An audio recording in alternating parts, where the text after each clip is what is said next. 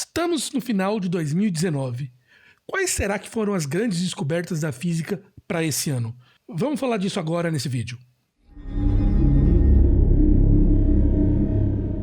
Fala, pessoas! Tudo bem com vocês? Comigo tá tudo bem. Hoje eu quero falar com vocês sobre o ano de 2019 na física. Então o que eu fiz? Eu olhei quais foram os trabalhos mais importantes ou mais falados de 2019. Eu fiz aqui um top 4 dos trabalhos que eu considerei mais interessantes esse ano que foram anunciados na física.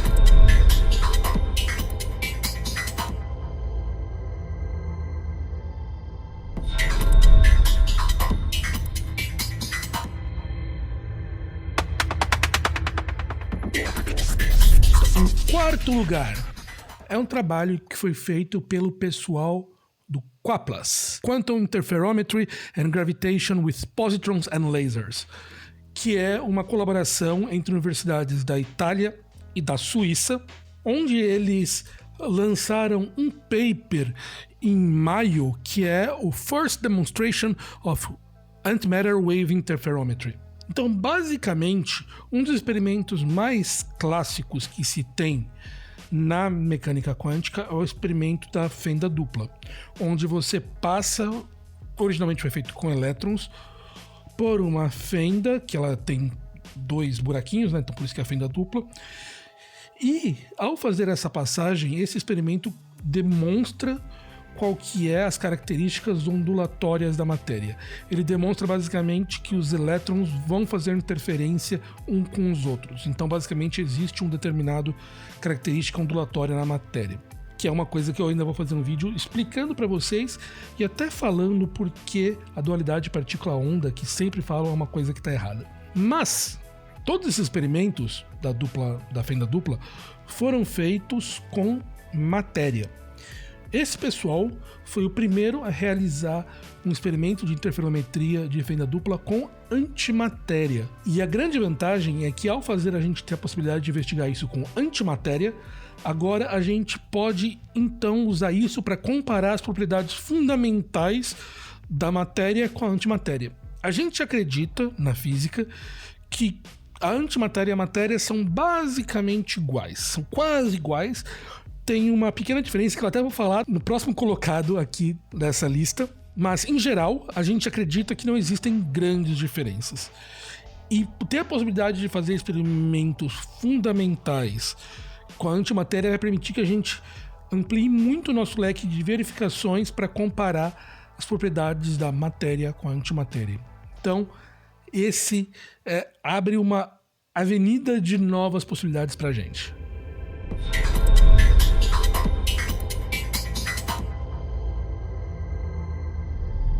Em terceiro lugar, a gente tem uma descoberta que veio de uma das colaborações que estão lá no LHC, que é a LHC-B.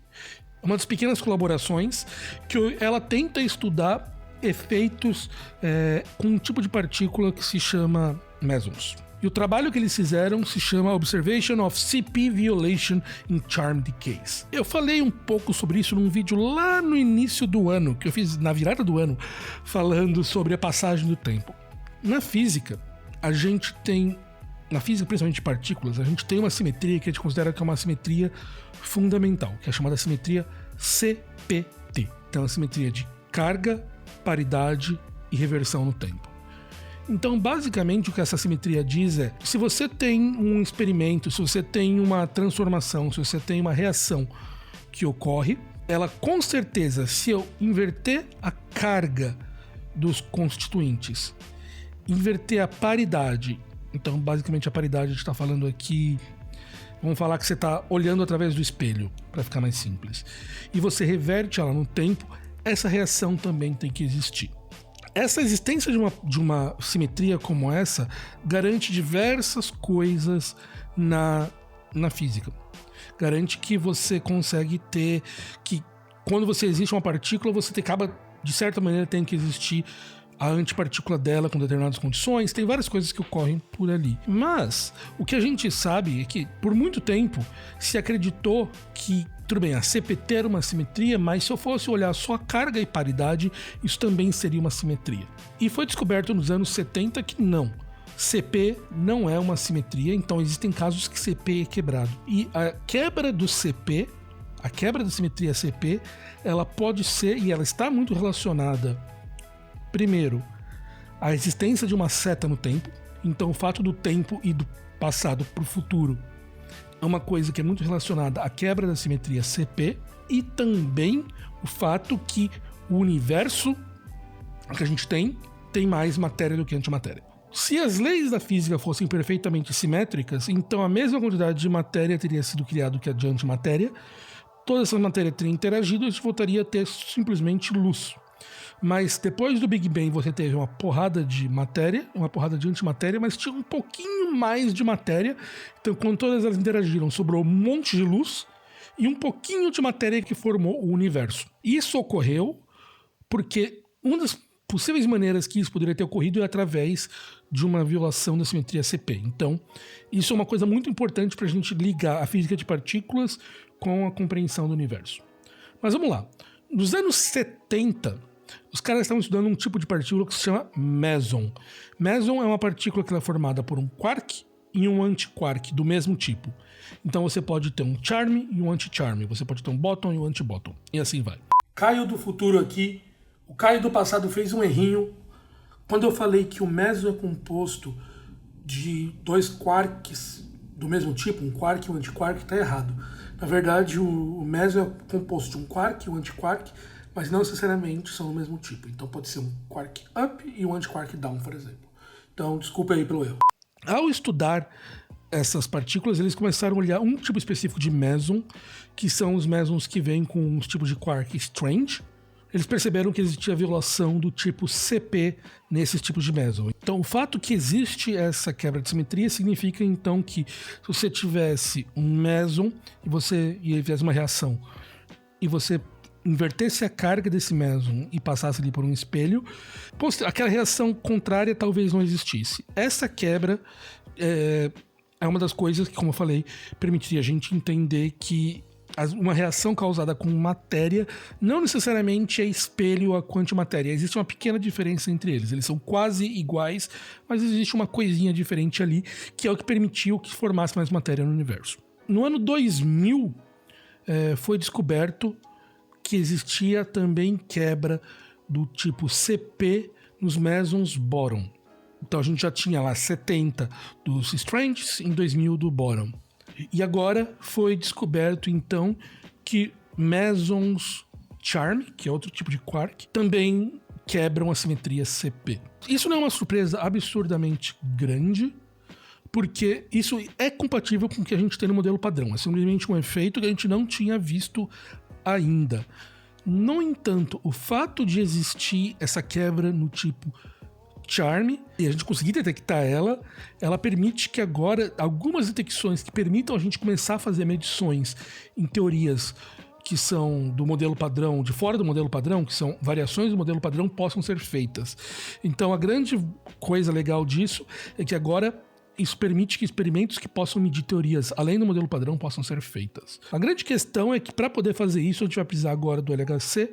Então agora entre 2019 e 2020, o LHC vai ter essa pausa de 2 anos, onde o objetivo é fazer alguns upgrades nele, aumentando, em primeiro lugar, a energia de reação, que ela vai sair de 13 teraelectronvolts para 14 TeVs, então uma pequena melhoria.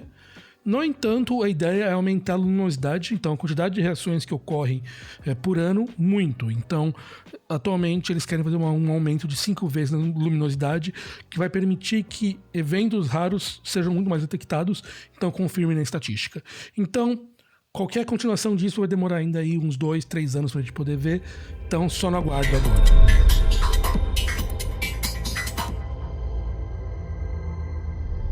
Em segundo lugar, a gente tem um paper que foi do pessoal da Google, que é um paper que causou uma pequena polêmica, e esse sim teve vídeo aqui no canal, que é esse vídeo aqui. Nesse paper a gente está falando sobre a supremacia quântica.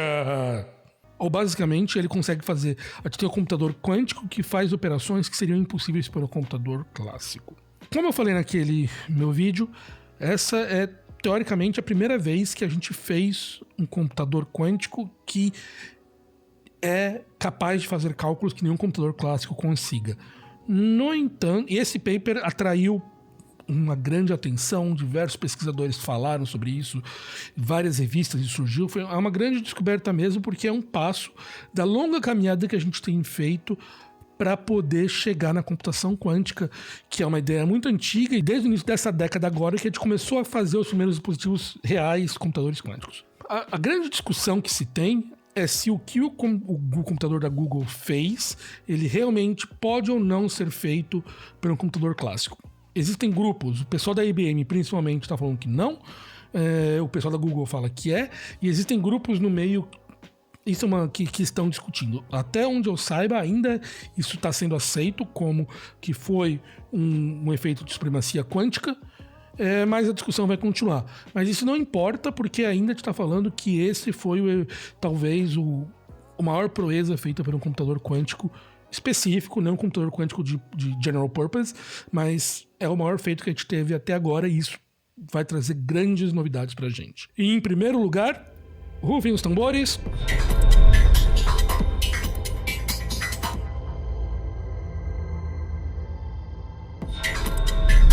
Esse é claro, né? Isso não tinha como não ser a primeira foto de um buraco negro. Essa eu fiz vídeo sobre, fiz nerdcast sobre, tem tudo aí falando sobre isso. E é uma descoberta inacreditável, porque a quantidade de coisas que tiveram de ser feitas computacionalmente, em instrumentação científica, em análise de dados, para que seja possível você fazer aquela foto, é inacreditável, assim, é gigante, é um trabalho de milhares de pessoas que foram feitos para poder chegar lá, em especial lá a Kate Bowman, um grande palmas para ela, que realmente conseguiu construir os algoritmos de reconstrução da imagem por interferometria em bases gigantes como essa. Mas o mais impressionante não é só a gente ter conseguido fazer essa imagem. O impressionante é você olhar como as equações da relatividade geral estão de acordo com a imagem que a gente vê. Se você fizer a simulação da imagem que seria vista e você comparar com a foto real, você vê que as duas são praticamente iguais. E isso mostra o nível de precisão que a gente consegue ter nas medições e também nos cálculos da relatividade geral e quão bem ela representa a realidade. Isso é a grande descoberta do ano. Muita gente imaginava que isso seria impossível de ser feito. E agora a gente vai conseguir, usando essa técnica, fazer medidas de outros buracos negros e quem sabe a gente vai conseguir entender melhor outros efeitos que a gente não conseguiu medir nesse buraco negro, mas outros a gente vai poder ver. Essas foram aí as 4 grandes descobertas que eu considerei para esse ano. Ainda eu vou fazer logo mais um vídeo das descobertas da década. Fechando que a gente tá tudo bem. A rigor, a década é de 2011 a 2020, mas vamos considerar dos anos 2010. Eu vou estar fazendo aí um vídeo para falar das grandes descobertas que ocorreram nesses 10 anos. Semelhante a esse que eu fiz aqui agora, mas olhando toda a década. Então, se você quer ver esse vídeo, se inscreve aqui no canal. Se você gostou desse vídeo, manda para os seus amigos, porque eu acho que muita gente vai gostar. Se você chegou até esse ponto aqui, deixa um hashtag 2019 aqui embaixo para mim. E é isso aí. Ficamos por aqui. Falou!